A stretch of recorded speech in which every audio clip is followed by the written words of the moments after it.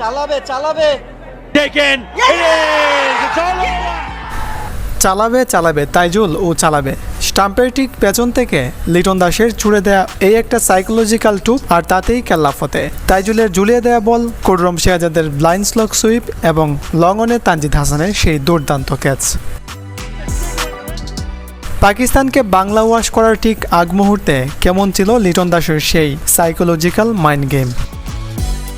চলুন একটু ফ্ল্যাশব্যাক করা যাক। এটা সেই টেস্ট ম্যাচ যেখানে প্রথম ইনিংসে বাংলাদেশ দুঃখছে 116 রানে 6 উইকেট হারিয়ে। সেখান থেকে ঘুরে দাঁড়িয়ে পাকিস্তানের সামনে 437 রানের পাহাড়সম টার্গেট। পঞ্চম দিনের সকালে যখন খেলা শুরু হলো, পাকিস্তানের স্কোরবোর্ডে 358। ক্রিজে সেট হওয়া রিজওয়ান আর সাজিদ সমানে রান তুলছেন। টার্গেট ধীরে ধীরে ছোট হচ্ছে। গ্যালারির দর্শকদের তখন নখ কামড়ানোর অবস্থা। বোলাররা রান আপের আগে বারবার ঘাম মুছছেন আর বড় করে শ্বাস নিচ্ছেন। মাঠে তখন রীতিমতো একটা প্রেসার কুকার পরিস্থিতি। অধিনায়ক শান্ত তখন বোলারদের নিয়ে ধাবা খেলছেন, বারবার বোলিং রোটেশন। এর মধ্যেই মিরাজের একটা ছোট ইনজুরি ব্রেক, আর এই বিরতিতেই যেন ফোকাস নড়ে গেল পাকিস্তানের ব্যাটারদের।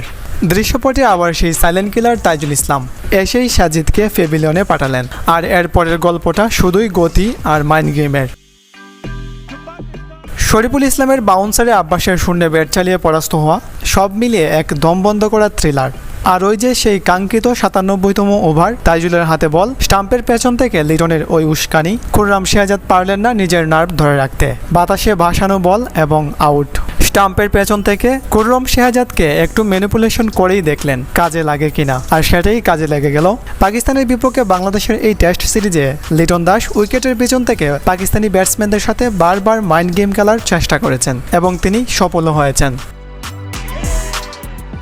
78 রানের জয় এবং এর সাথেই জন্ম নিল ইতিহাস। পাকিস্তানের বিপক্ষে ঘরের মাঠে প্রথমবার ক্লিন সুইপ, আক্ষরিক করতেই বাংলা ওয়াশ। তাইজুলের নামের পাশে জলজল করছে ক্যারিয়ারের আরও একটি 6 উইকেটের দুর্দান্ত অর্জন।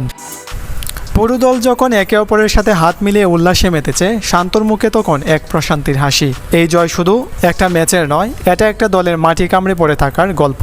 116 রানে 6 উইকেট থেকে এমন রাজকীয় কামব্যাক টেস্ট ক্রিকেটে খুব একটা দেখা যায় না।